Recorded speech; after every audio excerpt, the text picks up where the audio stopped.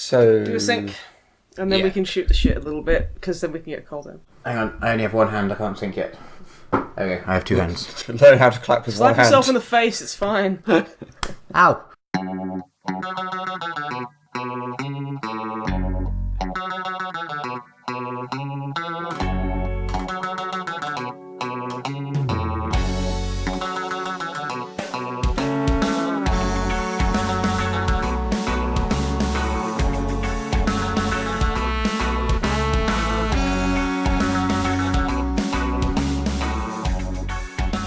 Hello, and welcome to episode 26 of the MisanthroPod. I'm Snipe, and as always, I'm joined by Wib. Say hello. Hello. I'm joined by Drummer Matt. Say fucking whatever it is, because anything I tell you that you're going to say the opposite. So, go on. Hi.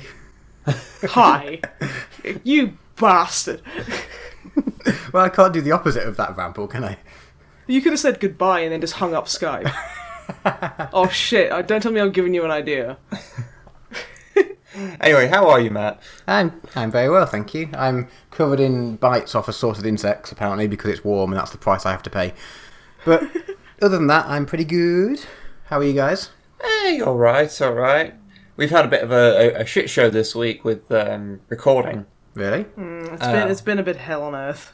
Yeah, okay, when this goes up, there should be the first part of a Let's Play. Should be up on the channel. Should be. But since everything's gone wrong, I'm not going to say what it is, just in case it isn't. Yeah, so while trying to record that, because we usually use Shadowplay, the NVIDIA thing, to record. Now, we've had problems with it before, randomly recording our mic volume. Right. When we don't want to do it, because we're recording that separately in Audacity, to just get a better quality recording and you more freedom and stuff, so it's good. Now, I managed to fix that. By just simply setting it to push to talk and putting the button out the way that I'll never ever go near it. Yeah. And then it's decided to come up with new and interesting errors. I think it took it personal that we solved that one. It was like, right, you bastards. Yeah, so it recorded... it decided that it was going to only record at 18 frames a second. Specifically 18? Yeah. Okay. Because when we're recording, we're getting like 60 plus. And yeah. It looks, because it's not like Fraps, it doesn't stunt the frame rate while you're recording. And then we go and check the video afterwards and it'd be like, oh yeah, 18 frames. It's like, the hell is this? What? And then it just started randomly crashing and it causing the game to crash and getting issues that were just really fucked up. So is this just one game you're having an issue with? Yeah, and then there was another one, which is that because we then just recorded it with Fraps, which is what we used to do, but we haven't for a long time. Yeah. But then Audacity took like 40 seconds of the recording, and it's just garbled, just corrupted as hell. Right. Like just all the audio's in the wrong order, and some parts are just blank. We've done like nearly 400 videos using the system of having Audacity running and then having our recording software running over that. It's the first time that's ever happened. Yeah. Probably like 6 years or something of having used Audacity for various things. Never had it happen before. Then finally get Shadowplay working again, which is the most recent video. It went up on Wednesday for Space Wolf. Oh yeah, watched that this morning. Oh, I'm glad. And that recorded proper frame rate in Shadowplay, no worries, but it recorded at the resolution of our secondary monitor, which is 4x3. Right.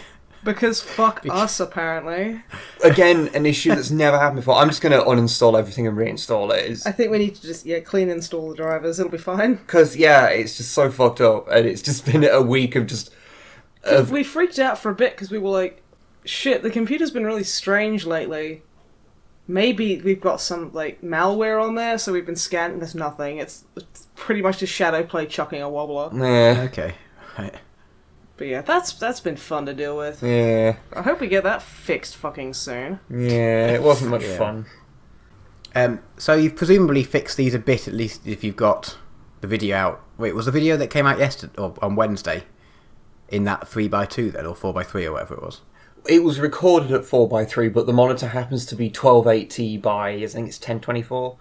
So I just shrunk down the height value to be 720, so it was a proper 720 resolution and no one's noticed. Okay, fair enough. And now everyone's going to go, I could tell, because of course they will. Yeah, obviously.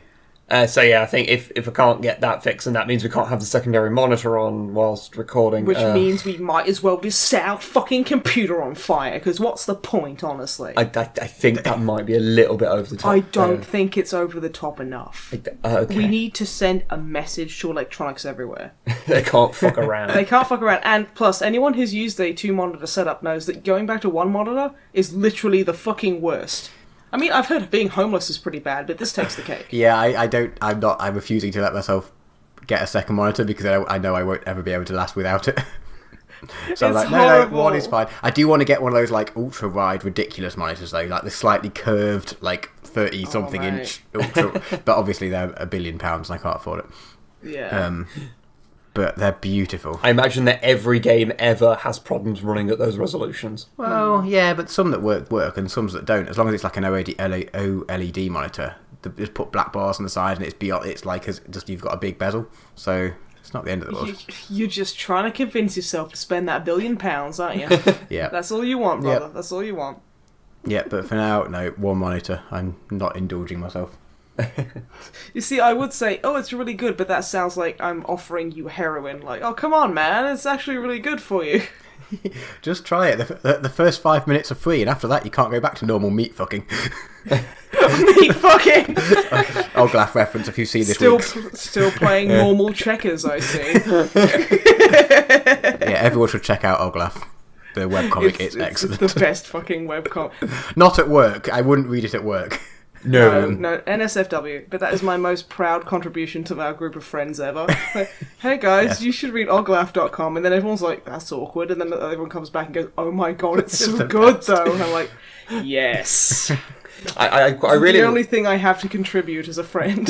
I really like Oglaf because it's one of those comics, or just indeed pieces of media where you casually make a reference to it, and then someone in the group that you're talking to will go, Oglaf! And you go, yes. Yes. But no one ever starts talking about it.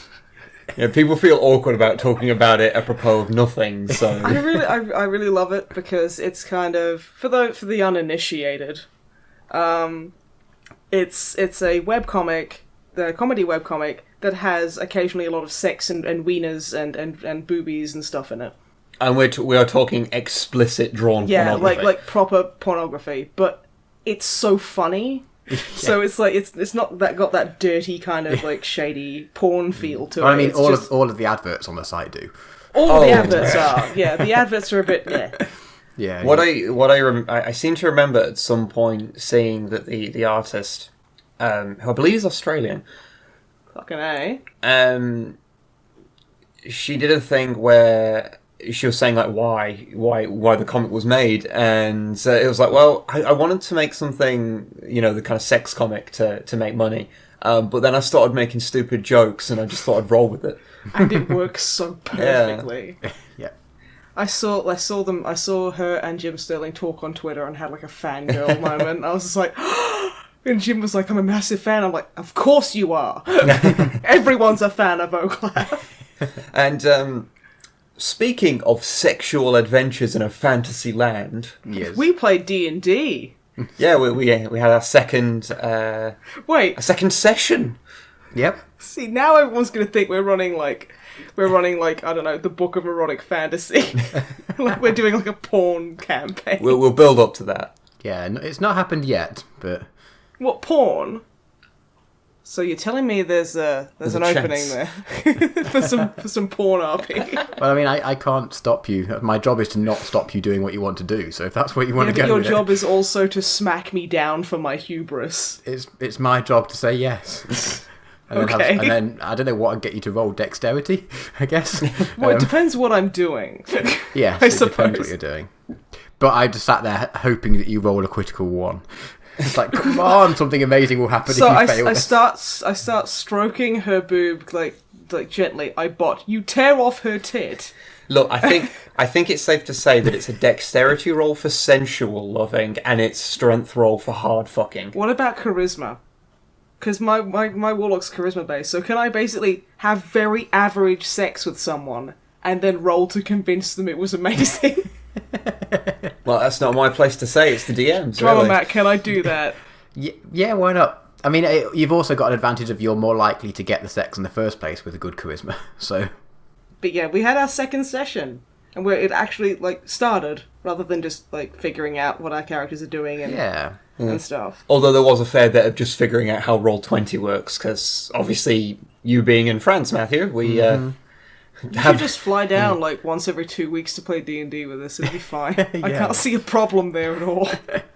Yeah, doing it over Skype through Roll20. How was that set up, by the way, Matt? it took a little while. Well, I mean, this is why I had nothing to talk. I've got bits to talk about this week, but not much because I spent most of the last few weeks doing the prep for this because I thought, it's our first proper session. I don't want to sort of railroad you and say, right, we're going dungeon diving, or right, we're going to go hunt this thing or whatever. I was like, right, I'll do a few different options and let you choose. Which meant that I had to prep I had 4 scenarios prepped out, which took bloody ages. But it's fine because I can use the ones that you didn't do later. Yeah. So it's fine. But I just wanted to let you guys, because I didn't know. I know you, Snipe, you like the more roleplay side of things, but I didn't know if that's what everyone wanted to do. So I thought I'd give people an option and we can see what happens. Well, I think because there were a few different choices. So there was go kill this monster, go dungeon diving, or go kind of puzzly one. Did you say? Yeah, there was a dungeon diver one. Yeah, a one-off big boss thing that would have been. It would have been doable because it would have been a one-off fight sort of thing, but it would have been hard presumably. And then there was a puzzly one, and then an intriguey city-based talking to people thing, which I assumed was the one you would have gone for, and I was right. Predictable fuckers. Yeah, but the thing is, the look you gave me the first session when I was unpredictable. Don't fucking have a go at me for being predictable, you shit. But yeah, the fun thing about what we did was, because what we had to do was go about the various, what would be the words, mercenary guards around town and get them to guard some bordello. Yeah, it's because the lady in the bordello had been requesting help from these bodyguard places, and they've been going, no. Yeah.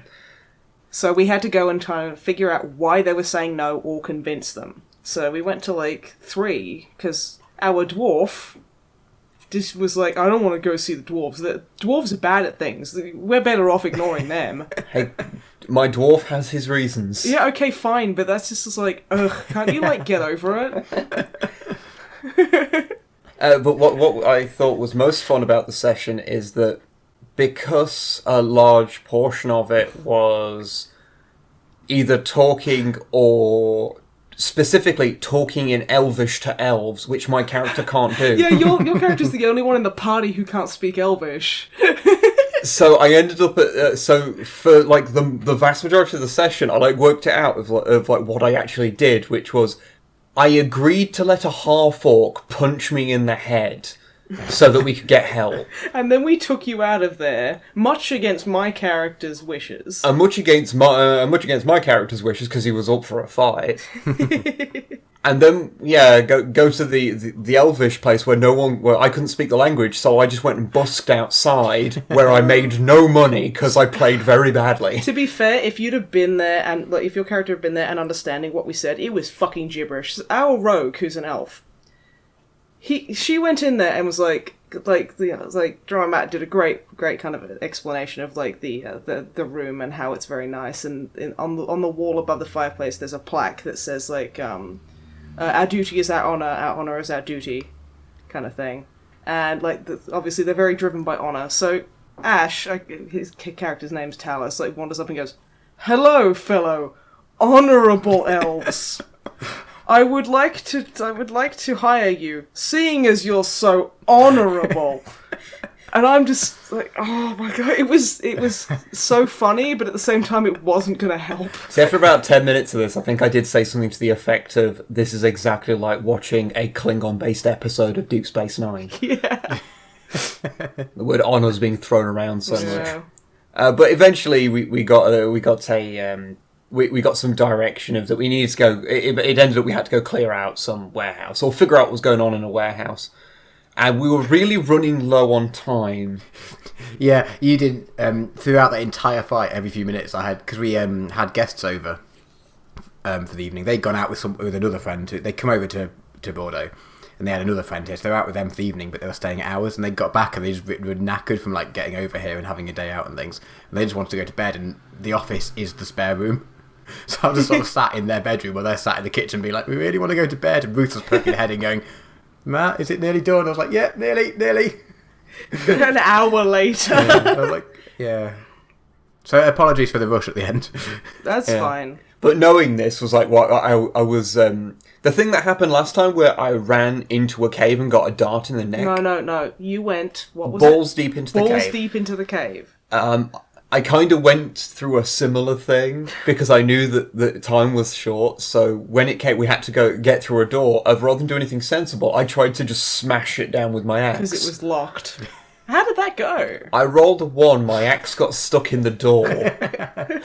See, at this point, my character is laughing so hard. Even if they were attacked, he would not have been able to do anything. He was laughing that fucking hard. I was really hoping when you tried to get the axe out of the door, you failed that strength roll as well. I was so hoping for that too. I would have strutted up and done it for him, and then he would have never heard the fucking end of it. But, so I tried again, failed again, but at least didn't get it stuck this time, so the rogue had to lockpick the door. I love it. It's like, we had no idea what was in that warehouse, so it could have been literally like the entirety of the fucking city's bandits just to hear this like thunk and my axe is stuck. And then they hear fucking my character just crying with laughter. Like, what the hell would they have thought was going on out there? Look, if it had worked, then it would have sped up proceedings significantly. Yeah, but it didn't, did it?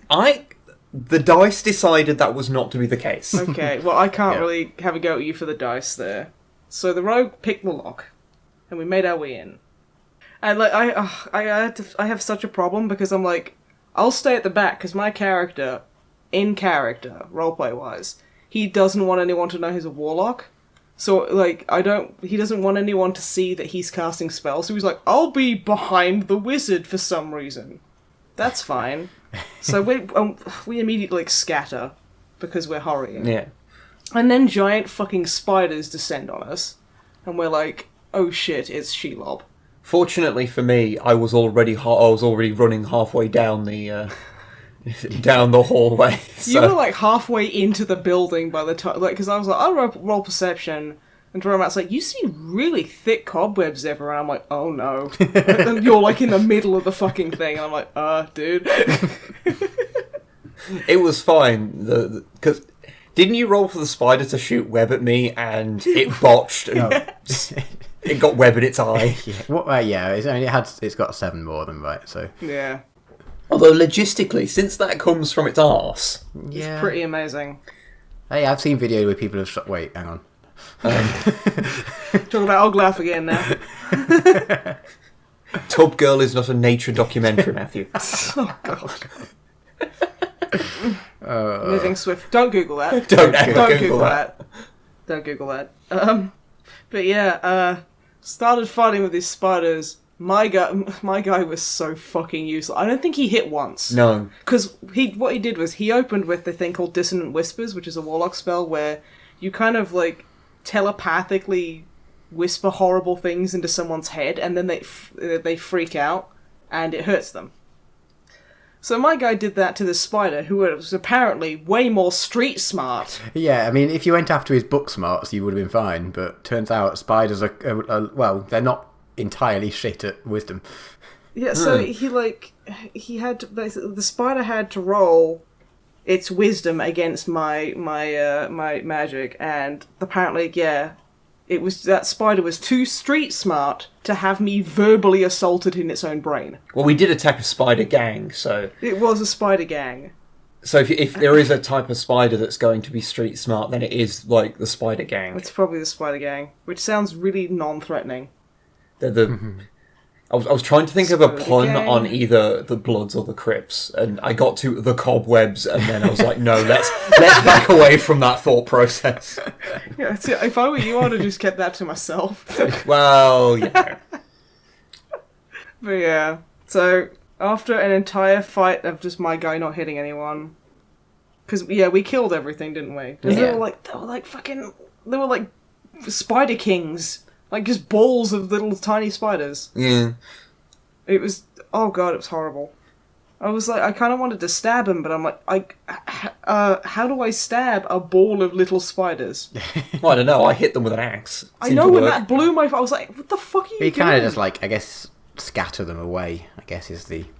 I guess, but it just confused me so much. Maybe there's like one spider in like this mass of spiders that's one enemy. The hive mind. He's like the like area manager spider, and I landed my axe square on him, and with him gone, the organization just went to shit, and they just scattered. Yeah. Or they're kind of like was it Mangalore's from from the Fifth Element? Yeah. They won't fight with that either. Yeah. So you killed the assistant manager, member of the spider gang. Yeah. And that particular bundle of spiders were just like, well, shit. Which meant Carl's dead, let's just go home. Which meant the big one's probably like the CEO spider. So we killed the CEO. Yeah, CEO and VP, the vice president, the sort of middle-sized spider. Yeah, it makes sense. Yeah, seems legit. So yeah, that was an interesting point. We had to leave it there, but yeah. We will keep everyone updated. But no, that's been fun. Yeah, it was fun, and it was interesting to do it like over Skype. Yeah, but, I mean, it worked surprisingly well, to be honest. There wasn't any major... Especially because Ash and I resorted to... There's a thing where you click and drag to see... like, because every square is like 5 feet, so you click and drag and it kind of tells you how many feet that is. Ash and I just kept jousting with that. Did you? Yeah, it's like, because you can see other people's measuring. So we just kept, like, poking each other and people next to us. We were just, like, fucking around. You were being totally responsible with the power that you have. Yes, I was. So yeah, that was fun, and we shall continue to keep everyone updated as we play more. Yeah. And presumably... And everyone do pray to badly. whatever deity or anything you like that I don't get my guy killed by being stupid. Because I will. You see, my character gets hurt by being stupid, but I've got quite high HP, so Well, I can I've get got away my with it. mage armor, so I can... Oh, fuck you. That's a few points extra. That means a lot. Shut up, I can fight you. You're also not a mountain dwarf. Yeah, well... Oh, Matt, you're dwarf. Yeah. Whatever.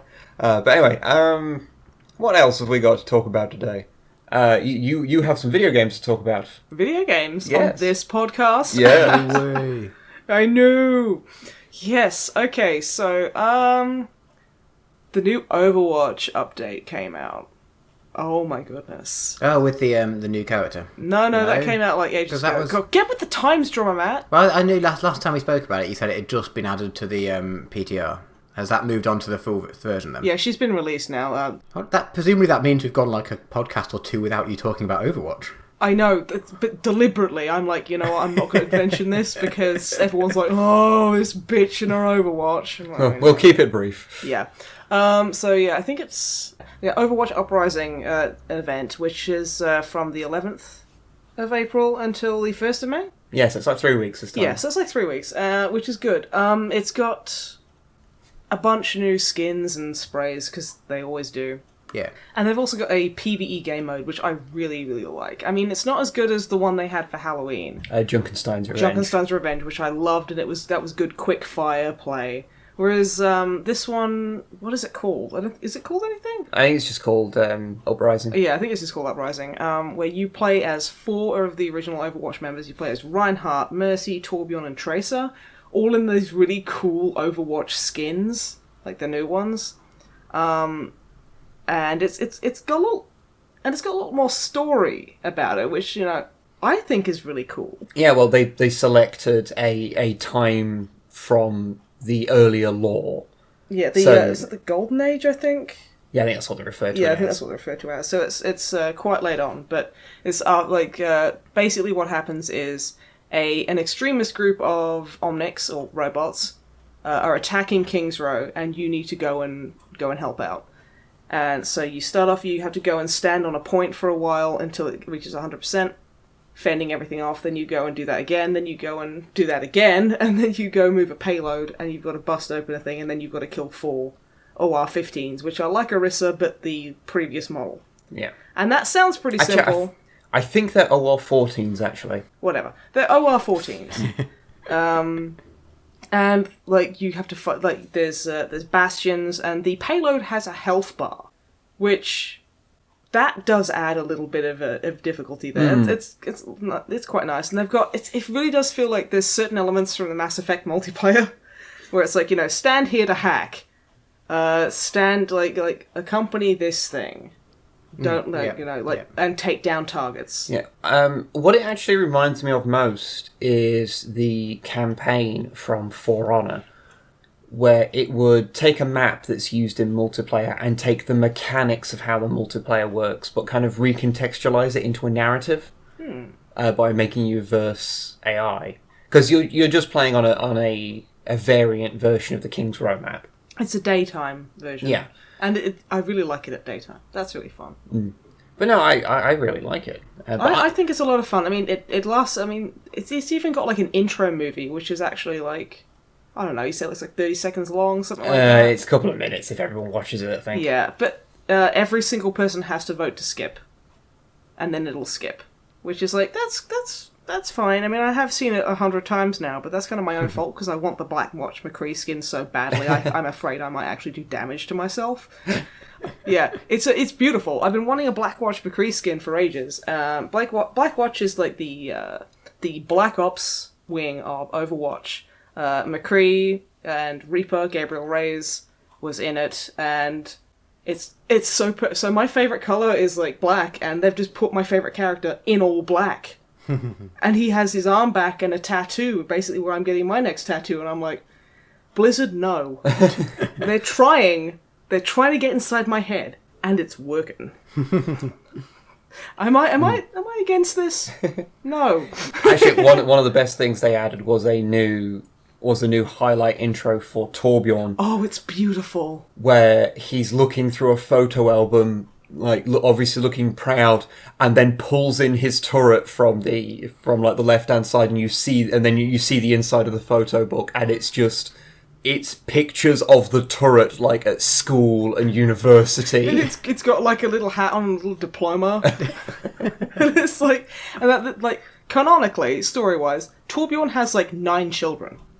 And it's the turret he has a photo album of. It's like, oh, Mrs. Torbjorn, I'm so sorry that he's the worst dad in the world. I don't know, maybe the turret really is one of his kids. Maybe it's like, one day you'll be a real boy. Not today. So Mrs. Torbjorn, you got to feel sorry about. She birthed the damn thing. Oh, ouch. Oof.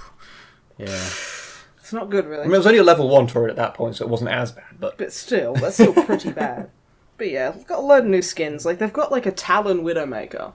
Which you've actually got. Which we've got. We got that. And it's just like, she's not that much of a Smurf now. And she's more like, she's got a normal kind of coloured skin. She's not purple. And like, when she was working at Talon, which is like, I think that's really interesting. That's nice to see. And of course, the best skin of them all, Blackwatch McCree. Reinhardt's is really cool. Yeah, Reinhardt's pretty cool, because it's younger versions of them as well. So... You can even see Torbjorn without a beard. It's weird. I think he looks really cool in his younger skin. I like the shorter beard and the kind of... like, he's a proper, like, truck engineer with his cap that's, like, all frayed at the edge and his overall... I just think that's really cool. Like you say, in his younger skin, I'm just imagining him wearing someone else's skin. He's like, "Oh, you're young, you'll do." And he's just taking off someone else's skin. And like, Okay, this is excellent. I feel so moist and young. Stop kink shaming me. But yeah, like, and I do like, because I don't know if we mentioned this, but for anyone who plays Overwatch will know, event skins are now purchasable, but they're like way more expensive. So if you want a legendary, that'll cost you $3,000 of the in-game currency. Which is a bit much. Which is a bit much, but at the same time, at least you can purchase it. Yeah, so that issue you had before with trying to get this one skin before the event that one McCree finished, skin. that's not so much of an issue now. No. Okay. That's good. I'm looking forward to the summer event this year so I can get that AmeriCree skin, because I'm gonna fucking... That's... Don't you dare. But we don't know if they're ever going to be available again. Well, then, I don't know if I can be held responsible for my actions if Blizzard deny me my AmeriCree skin. And they probably won't do the Summer Games again this year because it was tied into the Olympics, which is every 4 years. Then I'll just have to keep playing forever until I get it again. But no, lots of fun. I'm looking forward to that. looking forward to playing some more of that. And I want that McCree skin so badly. He's in all black, and there's red highlights. Okay, it's so good. Let's move on from Overwatch. Okay, I've been playing a lot of Crypt of the Necrodancer. Ooh. Specifically, a lot of it today. It's a very good video game. I would be playing it right now, but we're podcasting, and I'm pretty sure I am at severe risk for carpal tunnel, because that is fucking up my hand. It's so hard, but it's so good. It's like it's a little indie game, roguelike, but it's like a rhythm game.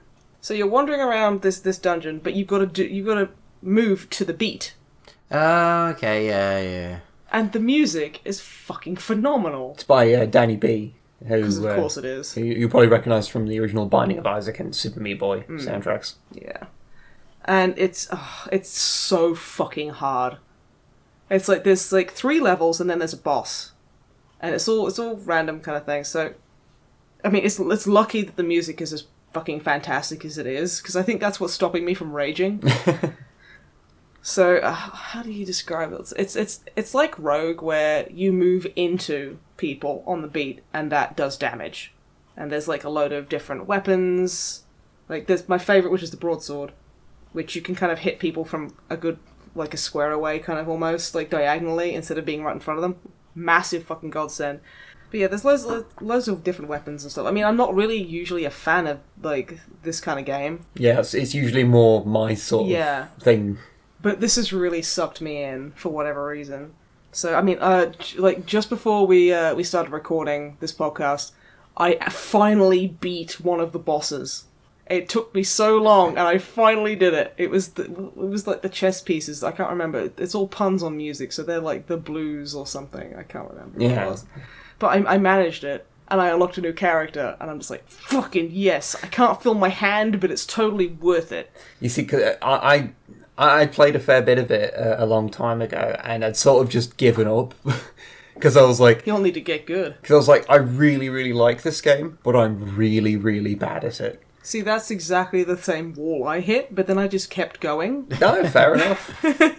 And kept sucking at it until, I don't know, the planets aligned and they were like, you know what, this sad idiot's been trying this for like an hour. Let's just give it to her. So yeah, that's been a lot of fun. But yeah, I've played it for like an hour and then like all the tendons of my hand felt like they were seizing and I had cramp and I was like, shit. Oh. And then I stopped to write up notes on what I've been doing and my hand was just like, nope, you ain't gonna be doing that. Like, oh. So yeah, that's a lot of fun. But here, you two fucks have been playing Mass Effect, though. Yeah, I mean, I've been playing, you might not have heard of it. Everyone's going on about this new, Mass Effect Andromeda, but I mean, that's only Andromeda 1, right? I've been playing Mass Effect 3, which is like 2 better, so... Dude, wow. Yeah, that's how, yeah. Does your dad work at EA? Yeah, I'm finally getting around to, because I was playing it before I moved here, and then my computer was in a box, and then I didn't bring it. You've all heard me moaning about it before. Yeah. Yeah, no, finally getting back onto it. Played a bit of the multiplayer as well, which I didn't play with you guys, because I said, guys, do you want to play multiplayer with me? And you're like, yeah, we've been offering you that for ages, and wait, no, we can't bother to install it. So this is the first I've fucking heard of this. Except for the time I told you. I can't remember that, so it doesn't count. No, I said, yeah, I'll play, and then I realised that we didn't have Mass Effect 3 installed. Yeah, no, it's all good. I mean, I didn't realise you only have to play it for about 2 hours to get up to like 100% or something. It does tick down over time. It does decay. Yeah, although it does. Yeah, I found that out because I played it for a while before. I was like, okay, I fancy. I'd rather play the single player, but I'll get some of it done and out of the way. And then got up to about 80-90%, and then I went on to play it again, and I was like, you're on 62%. I was like, hang on, what? It's like, oh, it goes down. Oh, okay, great. Yep. Right. That's how they get you. Yeah. So I just need to wait before just the last mission or whatever, just to actually go back into it. And then we'll go have a few do games. some more. Yeah. Because we have got it installed now, by the way. Yes. You can play some after if you want. Yeah, okay. Yeah. You know what? Fuck the podcast. Okay, thank you for listening, everyone. We have something really important and not Mass Effect 3 multiplayer related to do. Yeah, no, but I'm enjoying it. I'm getting towards the end. You got a male or a femship? Oh, femship. Oh, good. Yeah, of course. Yeah. Who's your boyfriend? Who's your or girlfriend? Who's your waifu /husbando? Leora. Good man. Yeah. Although, since I've just bumped into Tally again, I'm just like, oh, but I like you too. Oh. But, yeah. Oh well. I remember a time when I was playing Mass Effect 3 and I was romancing Tally. And let's just say there is a part in the game where you can kind of accidentally make her kill herself. And I did that and I was like, oh, shit. Oh. Yeah. Reload previous save. Let's do that different again. See, I remember that, and I remember because that was when we first got Mass Effect, we were basically sleeping in shifts. So I'd be up for like 12 hours playing it, and then you'd be up, and you were like, it's like, at the passing of the baton in the morning, you were like, I'm gonna stay up for you with this part. And I was sat there going, oh my god, and you basically going, okay, you need to press that. And I'm like, that doesn't feel right, and you're like, just do it. And we were so fucking terrified. Because I love Tally so much. Because you have to do a very specific set of things to make it so that situation doesn't happen. And Yeah. I don't think either of us did because we weren't looking at guides or anything. Yeah. I can't even remember that. But Yeah, you'll probably encounter it. It's relatively near the end. Yeah. oh, okay, right, fair enough. Yeah. But yeah, just okay. save often. Yeah, well, I mean, I do that anyway. But Yeah, not yeah, that I've gone back because I was like, that's the one thing I because I think we mentioned this before, but Mordin died on my suicide run on the second. Yeah. Yeah. And I was like, I could reload, but it just feels a bit cheap. I don't know. Yeah, I know what you mean. Yeah, So okay. then what you got to do is what I did and just go through again, knowing exactly what you got to do. Yeah, Yeah. totally. At some point. Well, it's like both of us had Legion die on our... Well, you see, I sent him through the vents because I was like, he's a Geth, he can deal with it. And Yeah, he was so like, did no, I. no, he Yeah. can't deal with it. I was like, okay, fine. Yeah, it's in Mass Effect 2, the end of that, Yeah, We yeah. both had him die there. Oh. But yeah, I went back and I just had like my ultra perfect save where everyone was happy and everything was alive. Yeah. But no, the only bit I'm having the issue with at the moment is one of the it's just a side quest, but it's really bugging me because I started doing it. It's one of the ones, I don't know if you remember, you have to like it's like the Volus ambassador or something, and you have to go off and find some data files on him and then go and confront him. And for whatever Yeah, I reason, remember that. I did the first bit to find out where he's going to be. Got completely distracted, went off and did all the missions, came back, and then that was after the this is, I guess, slight spoilers to the story of 3, but you've all played 3 by now. I'm not the only one who's not finished it yet. But yeah, you get back and you've had the Cerberus invaded the Citadel. So like the Citadel's like changed and all the windows are slightly shattered and things. So then he's not where he's meant to be anymore because presumably it's the game loads a slightly different area or a different version of the area. Yeah. So it's still in my quest log, but there's just no way that I can finish it, which is really pissing me off. But I didn't realise this until a lot later, so I was like, I can't go back 10 hours or whatever just for the sake of one side quest. So I've had one like that in Andromeda, which I'll mention in a sec. But it's just like, oh, so I mean, I presume you don't have to get like fully 100% every side quest to get a good ending, or the best ending, or whatever, do you? Because I'm just like, No. I was just like, if I do this, and then I must make sure I do the multiplayer and get this bar thingy up to quite good. It should be fine that I've missed this one side quest, but it's still fucking annoying. It's just sat there, and there's nothing I can do about it. You can't abandon quests or anything. It's the worst. I've had that in Andromeda where there is it's PB's loyalty mission. Oh, she's the raccoon. Peanut Sorry. butter. Yeah. She in her quest you have to like go into this area and where it's full of bad people. I know this is a radical thing for the game. And you go to an area and you get ambushed. Now the ambush will trigger even if you don't stand on the exact point that the quest points you to. Now, logically, you go, oh shit, ambush, you kill everyone, and then the quest moves on. Yeah. However, if you don't stand on a very specific point, going to that point will still be left in your quest log. You can beat the quest, you can get the rewards for it, because it's PB's loyalty mission, so you'll get her, level 6 abilities. But going to that one point on the map will still be in your quest quest log, worst. and there is no way to go back to that area. Ugh. It's like literally that area is not there afterwards. So I just reloaded and made sure to do it because having that there was just going to irritate the shit out of me. Yeah. Oh, good job you knew about it, I guess. Or did you just notice? Well, I noticed it and was like, why the and then sort of like reverse engineered where in the quest that would have been, and was like, oh, okay, it must be about there. So okay. Yeah, that's... See, I'd rather... I mean, I haven't played it yet, so I don't know how... I haven't fully experienced the animations and things, but I'd rather they fix that than put any work into any animation, because that'd annoy me so much more. Oh, yeah. Like, the animation thing, I can just get over, and I'll be like, you know what, I'll just pretend I'm playing a game that was made, 5-10 years ago, rather than... It's fine. They have actually improved the animations. Yeah, I've heard a that bit. as well. I was going to say, actually, is it... Because I saw that... Because it's... Because when I load up Mass Effect 3, I have to go through bloody Origin. Yeah. And then it keeps saying, oh, by Andromeda. Also, this is the newest patch. And I said, oh, fixed animations. I was like, that's quite a broad phrase there. How much have they fixed everything? No. No, I assume not. Of course not. EA's still cracking the whip, dude. They are better. And the game does run a lot better. Okay. As in, it is very rare that the frame rate goes below 30 anymore. That's good. Well, okay, that's been more accurate. Comparatively, it's rare. Okay, right. Whereas before, there were some planets that you basically just had to accept that most of the time we're going to be running at about 25 frames a second. Frame nuker planet, so yes. Whereas now it mostly runs like acceptably, and it's just every now and again it'll just choke. So it's a lot better than it was. Still runs like shit, but it's still a Mass Effect game. Yeah, well, it's still the worst running Mass Effect game, but yeah. But yeah, it's now fine, and they fixed the animations a bit. I saw are a a bit comparison of the tired face woman and how it looked like she was just wearing chalk for makeup, and now she looks actually like more like a human being. Oh yeah, they've improved that a lot. Yeah. Which is like, see, EA, if you'd have just left it for like a month, this stuff could have been fixed on release. But that's fine. Push it out the door unfinished. That's fine. Yeah. Sorry, I'm still fucking bitter. Yeah. I ain't gonna let them forget that. Yeah. I mean, I haven't beat the game yet. I've been playing it for about 55 hours. Fuck me. Yeah. I am.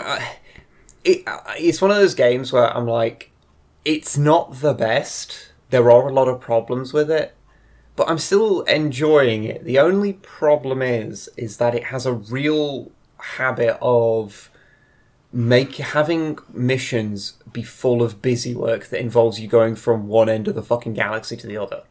Okay. Yeah, well, in a 50... You've been playing for 55 hours and you haven't got that far. Obviously, you need to pad.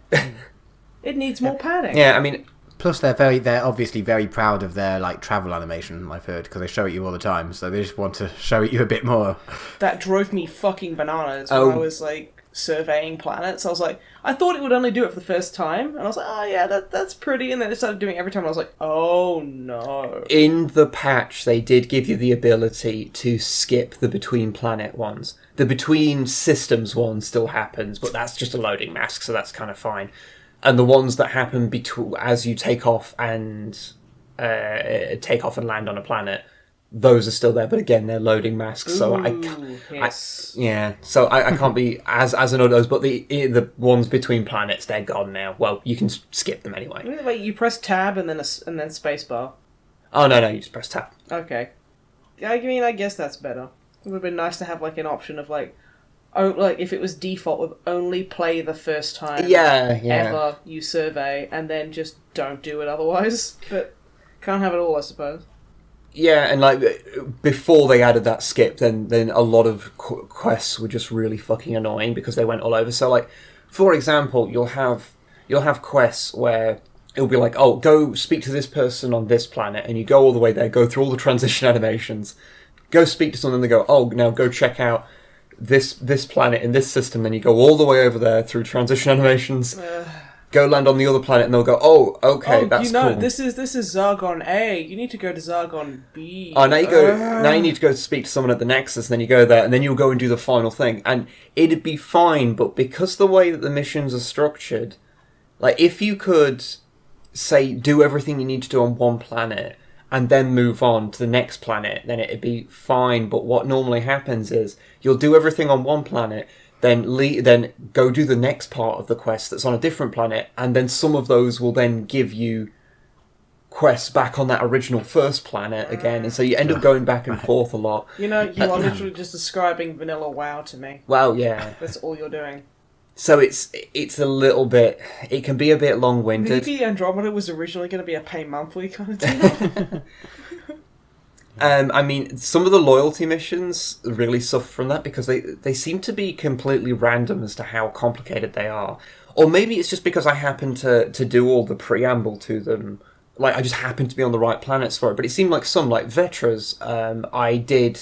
It felt like I got the message for it, and then I went and did a mission, and then it was done. Liam's was similar. Actually, Liam's a prick. I've heard that he's, like, a complete bastard. He's one of those people that thinks that because he took a risk, then he did right. Okay. And that leads to bad things happening to everyone, basically. Yeah. And he's kind of really judgmental with people sometimes. So I don't like Liam very much. But his loyalty mission's genuinely funny. What's the what's his name? Gale? The engine dude. Gil, yeah. I've heard people like really don't like him either, but like I spoke to him for like 2 minutes when I hit on him and then realised he was gay. And I was like, and I was so embarrassed. They probably don't but he was like super nice about it, but they probably don't like that him and Callow, the pilot, have fights. Oh, he doesn't fight with Callow. Yeah. But then, okay, I'm starting to dislike Gil now. Leave Callow alone. He's sweet and he's got a heart full of stars. He's such a charmer. I want to romance the Krogan. Yeah, I want to do a sex with Drac. I was I'm very so annoyed, mad. Yeah. Drac is my favourite character, and I was very annoyed I couldn't romance him. But as I was He's like saying, a literal like Krogan grandpa. yeah. So. But as I was saying about the loyalty missions, some of them Liam's and Vetra's, you sort of fulfill the requirements to do them by doing other things, just things you'll naturally be doing, and then you'll go and do a quest, and that's all well and good. But some of them, like PB's, is terrible, as in. It's like, oh, go do this thing over here, and then, okay, go to this planet, and then go to this planet, and then go to this planet, and then go to this planet, and then go deal with this group of people, and then go do the mission. And so it feels like some of the loyalty missions are just kind of little fun, encapsulated little things, and other ones require such a big... Pad. Yeah, just such busy work to go and achieve them that I can totally see someone just going, fuck it. Fuck it, I hope these people die. Especially if they played the game like entirely in its first week before the patch, and you could skip the planetary transitions, because those extra transitions took it from being, okay, this is busy work, to seriously, I don't want to do this. Like, it's a really minor thing, but it really got on my tits. Yeah, that's fair. But I did like the idea of like scanning planets, because, you know, that's what I spent like a good few hours in Mass Effect 2 doing. Oh, you depleted the universe. I depleted the universe. Well, I depleted the system. Galaxy. Yeah. Galaxy, yeah. Oh. I literally went from planet to planet and mined everything until it was depleted. I was so fucking wealthy. And I had literally nothing to spend it on. I was like... Is that just so you could 100% it, or...? No, that was just so I could do it. I just did it so it would be done. Yeah, fair enough. So I could go, yeah, I depleted the universe's all known resources, and for some reason I'm not the queen of the galaxy. You just wanted to completely ruin... I wanted to fuck the economy. You wanted to ruin the economy, yeah.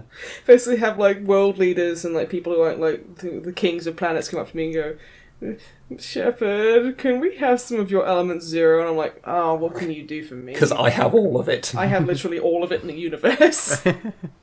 Oh, nowhere had it at all. So speaking of which, because I mentioned this during the last podcast, and I actually know the clarification for it now, because I was wondering why they can just skip around the Andromeda Galaxy without Mass Effect relays. Okay. There is a reason. There is a reason. It's because the entire game only takes place in the Helios cluster. It's not the full Andromeda Galaxy that you see. Now, because you start off in a small segment of what looks like an almost like a spiral galaxy, which is the Helios cluster, it's just that section of it. But because it kind of looks like a galaxy, and you start off in one bit, I thought they were referring to Helios as being that little part in the corner. But now, having played much more of the game, and I think it says I'm 66% through the game. Is that like through the game. Total? I'm guessing that's not just story completion. Yeah, that's like total. So I'm quite a bit through now, and yeah, because 55 hours for 66, like fuck off. It's like, I get, like, we all want, like, a lot of bang for our buck, but at the same time, there's such a thing as, like, too much bang. Oh yeah, well I've been going nuts for side quests and things. Yeah, so. I've heard it's full of them. So. Yeah, it's almost Ubisoftian in the amount of little quests that you can do on the side. Ubisoftian. Yeah. Oh god. That's a word. Shut up. But yeah, so You've been that's... to university. You must have heard it there. Yeah, so yeah, it only takes place in the Helios cluster, which is why they don't need Mass Effect relays, because it takes place as a smaller thing. But because it uses the same style map, like initially, that's not hugely apparent. Okay, yeah. Because it uses the same style of going between systems. But of course, the thing is, the original Mass Effect games aren't being exactly... It feels like in the entire Milky Way, there's only a handful of systems. Yeah. Whereas, in reality, there is more than you could ever count. It's ridiculous. Actually, it reminds me of a really minor thing. So in Mass Effect, it's sort of implied. I think you can find out in the codex entries and things that they have an equivalent like the Universal Translator from Star Trek. So that's why everyone can understand each other. Yeah. Okay. Which makes a lot of sense. Yeah. Which is just one of those throwaway segments of lore just to make the narrative move along smoothly. Yeah. Which is fine. But there's one element to that really kind of bothers me. When people, like, speak their native language. It's like because, like, in Star Trek they all have universal translators. But when a Klingon calls someone a Patak, why is it still in Klingon? Yeah, that's always bothered me as well. But that's not what I'm talking about. No. I thought I was being really smart. No, that is the thing. I've always wondered about that. Yeah. But no, it's when characters refer to our galaxy as the Milky Way. All of them do it. And there's a part of in my head, I'm just like, now, humans refer to it as the Milky Way. But it really bothers me that all the other alien races call it the Milky Way, because I'm like, they would have their own name for it. No, but they do. It's cool. They like, that's actually a thing. They all of the collective races that aren't human refer to it as the Butthole Galaxy. And they realised that was hurting humans' feelings, because they referred to us as buttlings. So they were like, let's just call it what they call it. It'll make things less tense. But yeah, like, it just slightly bothers me because normally all proper nouns, they use whatever their word for it is. Yeah. So it just, I don't know why. It's a really minor thing, but just every time I hear a Solarian say Milky Way, it's just like, that's just weird. If it was your Milky Way, if they go, oh yes, and we see this in your Milky Way, then you'd be like, well... the Solarians live in the Milky Way. Well, no, you know what I mean. Like, if they just, like, say that, or... You mean the other alien races that are in Andromeda? Give me a break. Okay. But yeah, if they just say that, then it's like, that would be something. But I think, like, this is a thing. Sci-fi is so fucked in so many ways, because so many hundreds of thousands of things need to be explained. Oh, yeah. That there's gonna be stuff slipping through the cracks. Yeah. So... Actually, basically, I'm telling you to shut the fuck up and get over it. Yeah, I guess it's just the translator also translate that. It's like we get that in the world, different cities and different things have different names. Yeah. Struggling to think of what else I've made. Firenze in Florence in Italy. Or München in Munich. Like, there's an English word for it and there's a wherever word for it. But if you're both speaking English, you'd probably use I don't know if people would use the English version. I don't know. But yeah, and that's always bugged me as well, just in real life, like the fact that like if a place has got, like, 100 years ago when we didn't talk to each other, fine. But now we should just, places should just be called the thing of who is there, if that makes sense. Yeah. I completely And then, like, agree. everyone can just call it that and it's fine. It's like, you don't, like, call, I don't know. Yeah, names are weird. It is, whoever names it should name it, and that should be what it's named. Yeah. I guess you could just say that it's the pet name. So we, as a pet name, call Francais France. Yeah. I call it goal. Oh yeah, if you want to be really old-fashioned, you call it goal. Well, it's a euphoric feeling. I like, perchance to with the ennui of everyday life. I like the old-fashioned names. What the fuck are you talking about? I don't know. I just wanted to sound like Fedora for like 2 minutes. I just thought it just amused me. Actually, on the subject of sci-fis and translators and such, Uh-huh. it's time for my weekly scheduled I'm going to talk about a sci-fi thing. Okay. You've got to come up with a better name for it. It's my weekly schedule that I'm going to talk about a sci-fi thing. No, nailed it. I think that's excellent. That's it now. One Don't day, encourage this. one day I'll find something to use as a jingle. Drummer Matt, you are a fucking enabler. That's not good. No. But no, I've been watching through Farscape. Oh, I've watched most of it now, so I feel comfortable Holy shit, talking really? about it. dang. I'm like halfway through most of the way through season 3, and there's 4 seasons and a mini-series on the end. Oh, that's a low VA. Yeah, but it got cancelled unexpectedly at season 4, and so they did a mini-series to kind of finish up the main kind of plot. From what I can gather, I haven't watched it yet. Yeah. But I don't know. Did you ever watch Farscape, Matt? No, I don't even really know the concept. I mean, it's sci-fi within the sort of very general terms, but other than that, no. Enlighten me. Okay, well, Does it run on the Crisis Engine? it does not. No, Well done, that man. but no, it was an Australian-American production in 1999. That, I'm going to be honest, not a promising start. The fuck are you saying, you pommy cunt? It does mean a lot of characters are much like how in Lex, lots of characters are for no reason German. In this, for no reason, lots of characters are Australian. Like you said, in this there are loads of German characters as well. Like, well, But the basic story is there's a guy called John Crichton who is he's a scientist / test pilot. Don't think about it. Yeah, that's fine. he's a science pilot. He's a science pilot, and he tries this thing of this experimental shuttle and this technique of like using Earth's gravity, or I think it's like bouncing off the edge of the atmosphere to go faster. What he's doing is Okay. he's flying in this amazing new prototype ship called the Farscape. It is called Farscape 1. Oh, I was really yeah. hoping it wasn't. Yeah, Oh. his ship is called Farscape 1. Oh, fucking 0 out of 10. Very bad. And like I think it's like a solar flare, because it's been a while since I watched the first episode, but like Swamp gas, but like reflex a solar flare hits while he's doing this, and it creates a wormhole, and he gets sent to some other part of he doesn't even know if it's the same galaxy. He's just somewhere else. Yeah, okay. Yeah. And he ends up accidentally killing a pilot because this fighter slams into him as he just appears, and he's like, "Oh shit, what's happening?" But honestly, you're just describing the Wizard of Oz in space. Yeah, it kind of is. But it makes sense because he is literally in this other realm where he is Dorothy, he's out of his depth, and he's just trying to get home. Okay. Okay, I'm just gonna say I'm trying to like make fun and like like snipe at you a little bit, hence my name, and Yeah. you are ruining this. Yeah, I know. You are ruining this for. That's because- look at this dweeb. Who Do you want to know why? Because this is quite a good show. Oh, So a lot of the things that it does that you can take the piss out of are intentional. okay. And you it know actually what? means That's something. Fair. That's fair. So he accidentally kills this pilot who turns out to be the brother of a big commander. And so he ends up with this guy like super murderously wanting to kill him as he ends up joining up with these group of escaped prisoners who are on board a living ship called Moya. These things called Leviathans. These living ships that the bad guys who are called the Peacekeepers. Somewhat ironic name. Ooh, maybe what if they're the bad guys? Actually, funny thing is they're not. Oh, Overall, they're not the baddest guys. they're not the baddest guys. Yeah, they're really bad, but there are worse than them. Okay.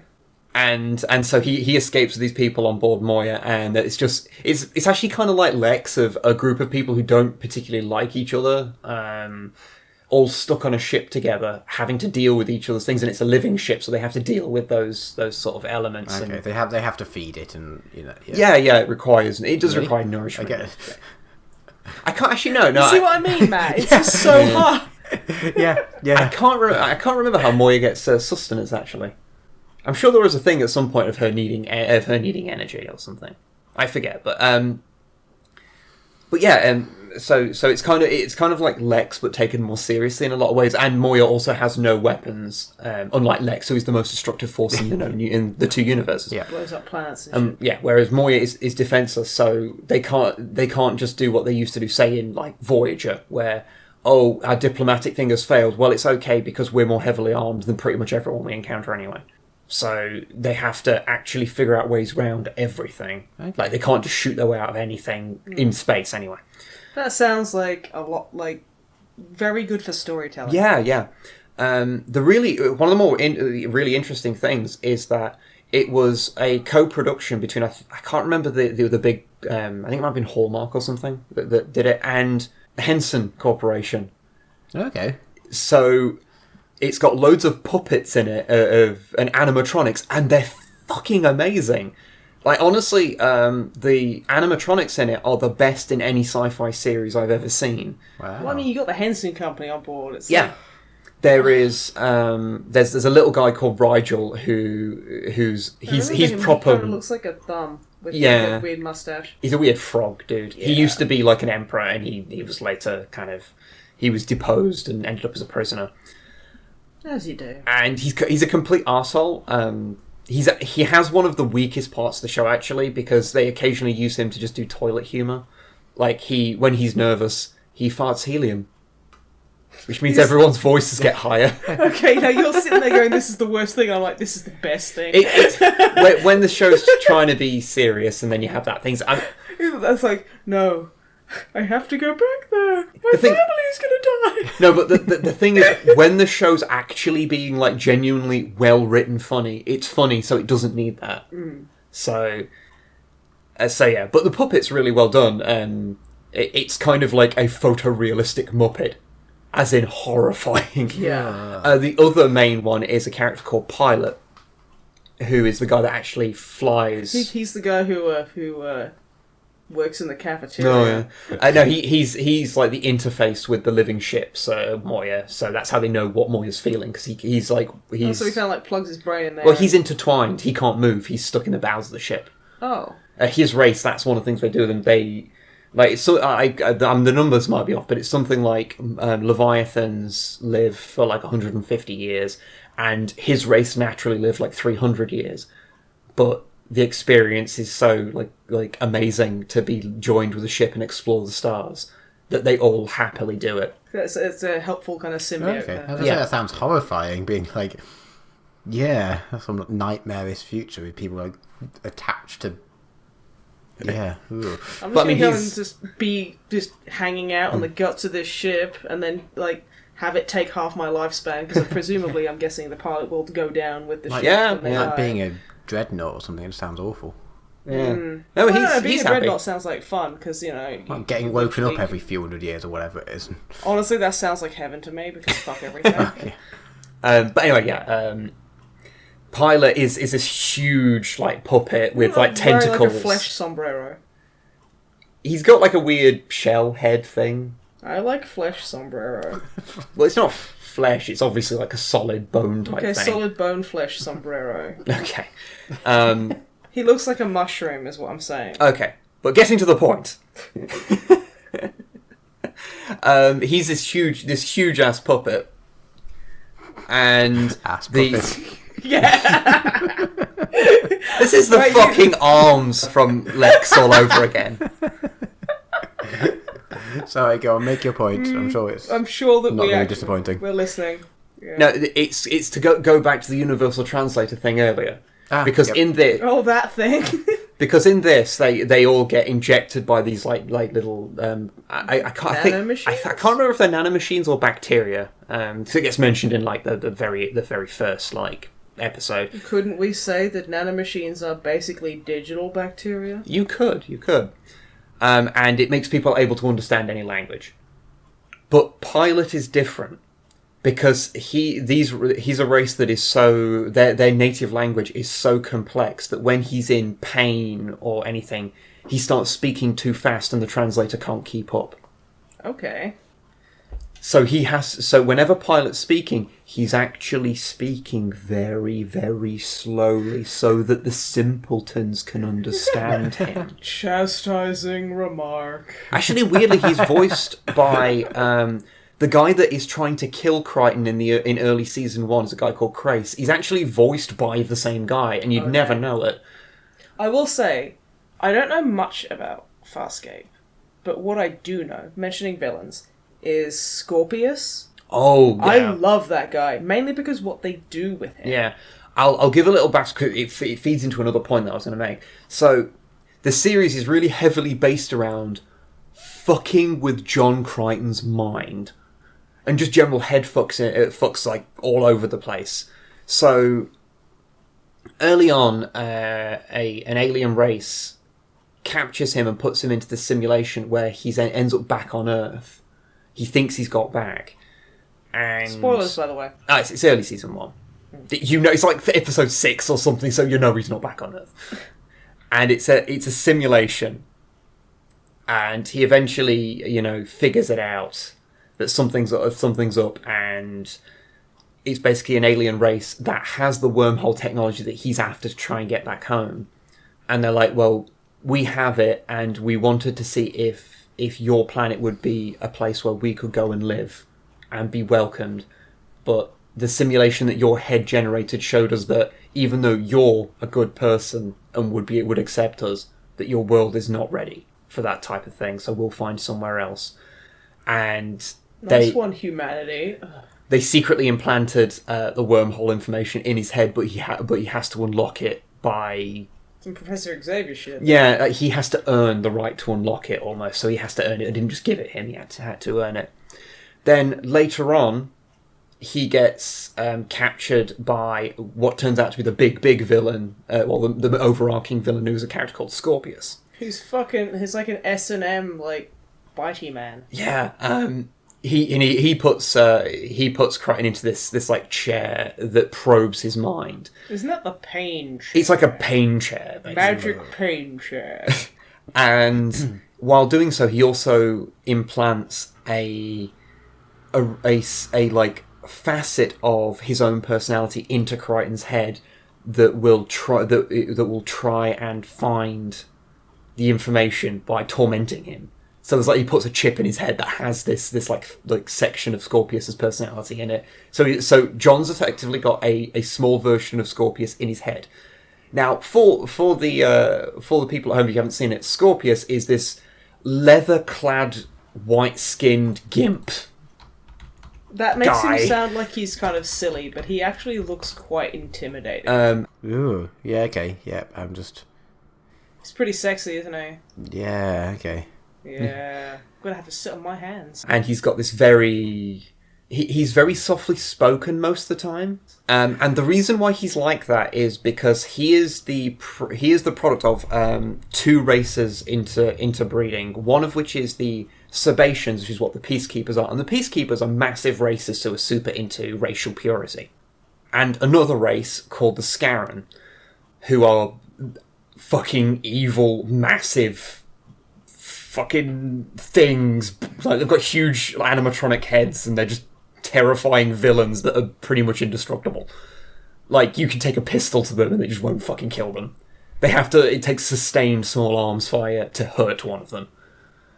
And he's a crossbreed of those two, and it's only because he's so super badass that he's allowed in the Peacekeepers, because they're all about racial purity and he's not pure. But the thing that makes him kind of fucked up is that the Sebaceans are really sensitive to heat.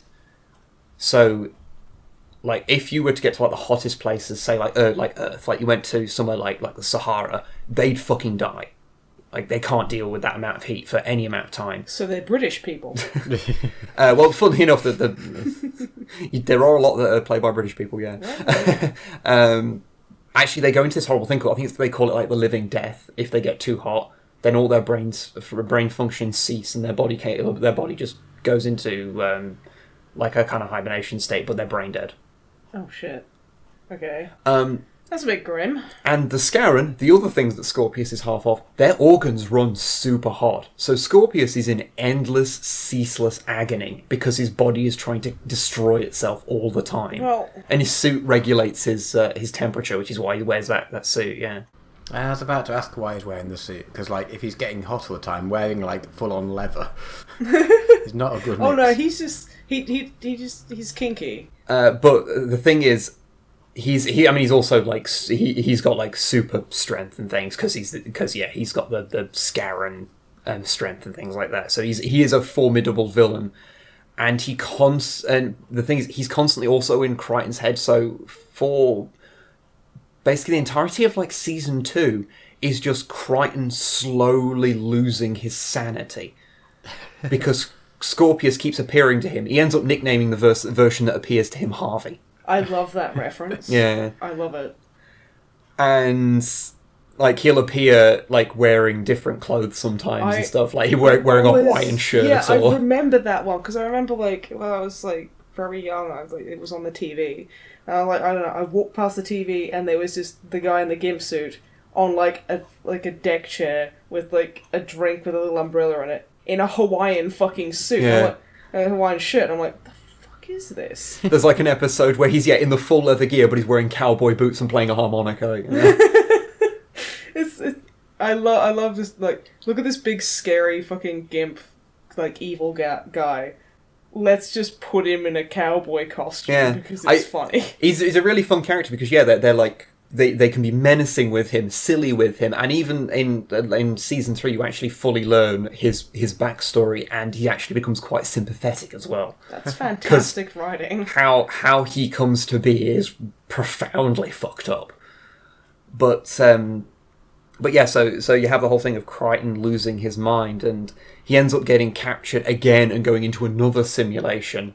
But the thing is, it's not like a lot of other series where, they'd still maintain some illusion of it being real. He's just like, yeah, no, I know this is another simulation. I know it's not real. Oh, and so it's not, though. It is. And so he's just fucking with it. So, like, he arrives, because they're, like, on Earth, but then all the Farscape characters start appearing in full makeup.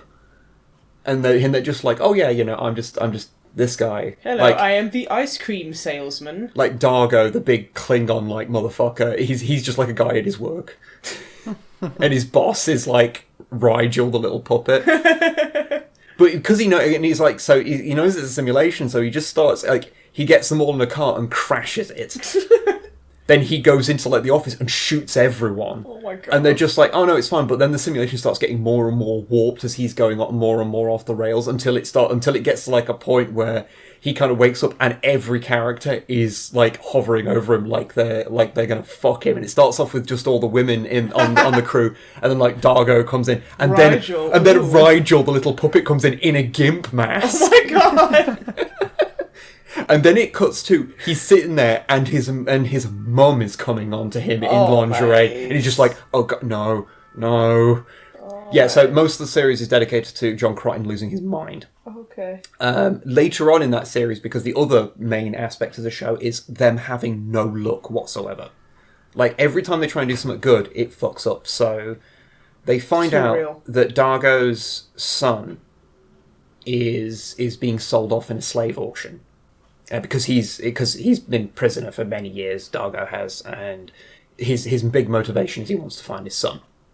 And so when he finds out that that's where he can go to get him. So they're like, okay, but we have no money to go and buy him because that's the only way we're going to get him. They're like, okay, so we need to go rob a bank. You know that? So they go rob a bank, which is basically like a black level bank where all the evil people deposit their money. Including Scorpius. Nat West? Maybe. And so they go in, and it all fucks up, and all goes a bit wrong, and they get the money and get out. But I think John ends up getting captured by Scorpius because he's so fucked in the head, and eventually, I think he does eventually get away. But he's still seeing Scorpius so much in his head, he's just telling all the characters to kill him. Because he's so fucked at this point. And eventually he just turns himself into Scorpius in exchange for Dargo's son. Okay. They didn't even have to rob that bank. Well, here's the thing. They were then, once everything started going wrong, they're like, okay, we can hire mercenaries to go and get Dargo's son back. With the money that we've just robbed. So a load of them go out and try and get these mercenaries, and once they've got them and brought them back, John goes and turns himself in because he's just too fucked to actually function, and he's like, no, I just want this over and done. And so they're like, well, we've got all these mercenaries, so we'll pay the mercenaries to get John back. Unfortunately, the money they stole was actually spiders. What? The money they stole was actually a kind of like space spider that tries to eat the ship that just looks like money. What? Okay, spiders don't look like money. Who keeps They spiders don't. in a bank? Who uses spiders as a form of currency? There is a reason for it, but yeah. I don't care what it is. It's stupid. Like, It's fucking amazing. Oh yes, you know that all that money we had, it turned out it was spiders. Like that. What? So yeah, that's a You're thing. just gonna leave us with that? That's the level of like look that the crew of Moya has. One other small thing that I'll mention is that there is an episode called I think it's called Revenging Angel. I think it's called something like that. In season 3, where tensions are high on the ship, and Well, yeah, because like last time someone tried to buy a fucking like ice cream, it was just a pocket full of fucking spiders. Dargo ends up accidentally knocking John out, It can happen. and he ends up in a coma.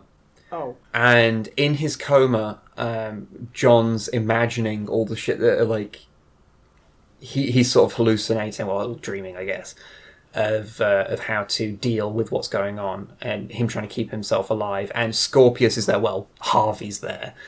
with his Hawaiian shirt and his cowboy hat. Yeah, because at this point, the actual chip's been removed from his head, and Harvey's sort of under control.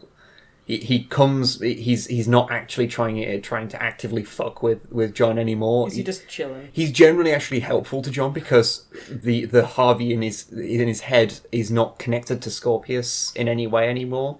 So he knows that if John dies, he dies. So he does actually try and help John in this sort of situation. So he's saying, you need to stay alive for vengeance. It's the only pure emotion. And he's like, no, I don't want to. And then to try and... He's like, okay, what about the KFC Double Down? That's pretty good too. Ooh, have you tried that? No, but I want to. It looks excellent. Anyway. Yeah. but they... To help him sort of deal with the situation of... Because in his head, Dargo's trying to kill him. He starts imagining everything as a cartoon. And so it becomes basically a Roadrunner cartoon when it's in all the stuff that's in his head. Of Dargo trying to kill him by like painting wormholes on the side of a mountain, and then Crichton will fly through it, and then Dargo tries to run into it and slams into it like old fashioned like Wile E. Coyote stuff. That's perfect. And I did hear somewhere that I think that section was partially animated by people who used to do Tiny Toons Adventures, so it's Fantastic. really well animated. That's Excellent. Awesome. And you see a cartoon version of Scorpius, and the love interest Eren. Is drawn at various points by Crichton as Jessica Rabbit and as Marilyn Monroe. Okay. Fair enough. Yeah, I mean, yeah. Fair enough. But yeah, no, I like I say, I've not finished watching the series, but I really, really like it. And it kind of annoys me because I completely dismissed it when I was, what would I have been, like, in my teenage years, when it first came out. I think because I was like, it's not Star Trek, fuck it. I had it ruined for me. Like so many things. Yeah, you knew people that were kind of obsessed about it. Not even in a good way, just in a...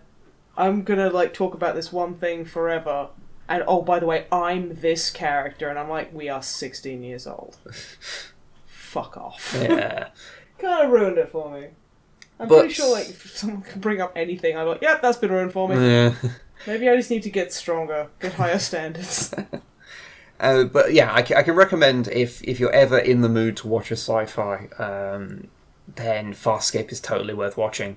Okay. Really, really good series. It does have a few weak episodes, but... Is it on Netflix? No, but it's possible that someone may have uploaded all of it to YouTube. Okay. Right. We don't condone things like that here at the MisanthroPod, but... Yeah. It's all on YouTube. It's all on YouTube. Excellent. But yeah, totally worth watching. I give it 2 thumbs up out of 2 thumbs up. Oh, perfect. So it's a 100% positive rating from you. I don't know, that rating system of only having like 1 and 2. I hate Farscape, so I'm going to give it a 7 out of 10.